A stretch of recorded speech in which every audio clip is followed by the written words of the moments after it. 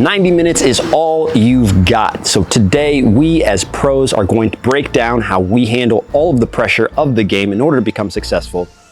So let's go.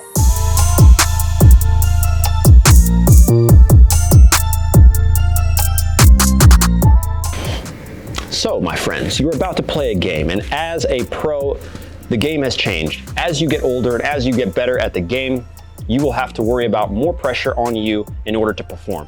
In order to do that, you need to know that the game starts before you even reach the field.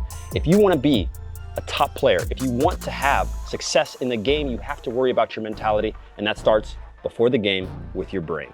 So, a pregame ritual will help you get over those nerves that you have before the game. For me, it's music.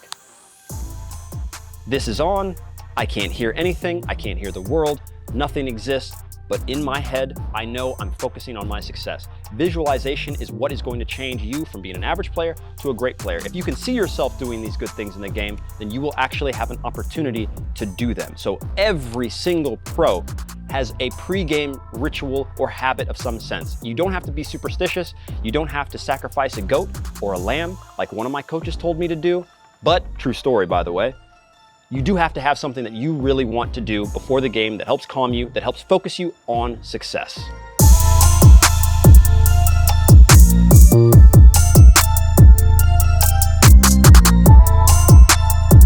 Now, my friends, we are in the game. Your first few touches are going to set the tone for you today in the game. You don't not want to take risks.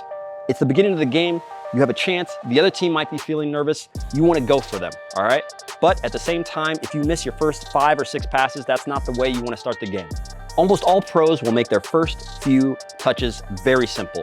And I suggest the same thing for all of you guys, no matter what level you're playing at, even if it's Sunday League, get into the flow of the game. Don't try and win the game in the first few minutes.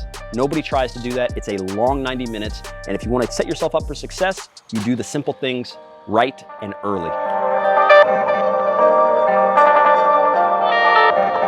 All right, my friends, now, not everything is going to go according to plan.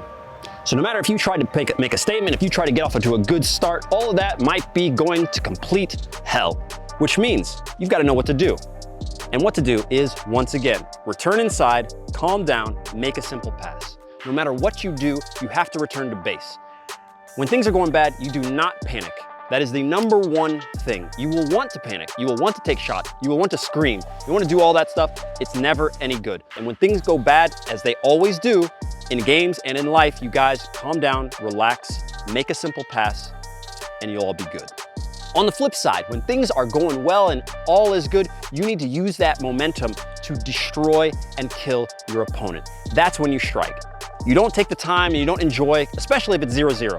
If it's only 1-0, maybe that's not enough. 2-0 is called the most dangerous lead in football because guys get complacent and they think that it's just gonna be over, all right? So when things are going good, you make sure and you try your hardest then to destroy the team.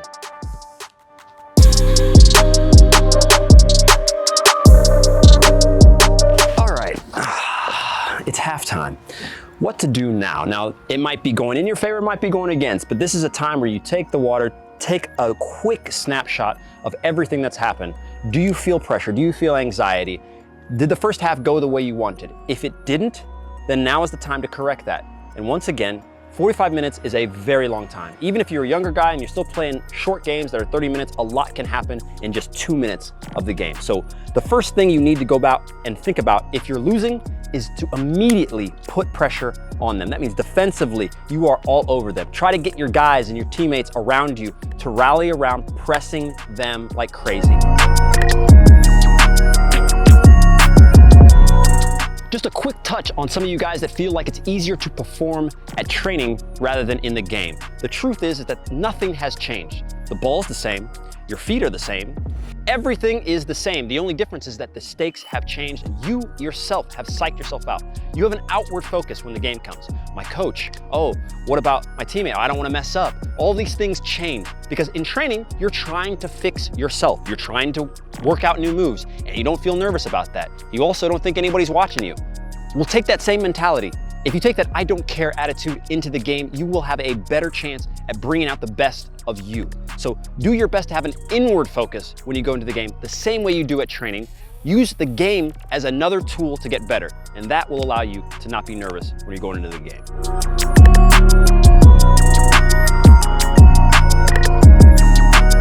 Now you've gone through this entire game, and now maybe it is crunch time. There's just a few minutes left in the game, and you have to come up with something. You might have to come up with a goal, or you might have to withstand an amazing attack by the other team. No matter what, nerves always, no matter the level, you can see it anywhere. In the last 5 minutes of the game, if a team has a lead, they tuck back and they get in, and all they're trying to do is really defend. A whole lot of the time, they don't make the same decisions they would if it was the beginning of the game. All that matters is that you try and take the same mentality that you had in the first minute of the game. You be cautious, secure, and smart.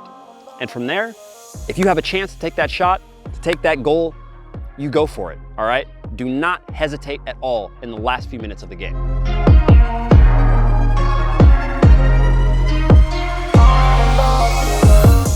All right, the game is over. Whether you've won or lost, you have to take a recap of the game and understand what you're doing. Your next 90 minutes starts at the end of the game because you recap exactly what you did. You try to understand everything immediately after the game. And then once you've said, all right, I really had a hard time passing. My finishing was poor. My crosses were poor, or I did this well, or I don't feel fit. Once you take one little piece of information from that, now you know what the next thing is that you should be working on. Everything else, you just drop. Drop it. If you lost, drop it. If you won, drop it. It's done. You need to perform again in your next game. So take the little bits of information that you have and use that to apply to your next training. And of course, if you can ball like this, do it too. Goal. Nailed it.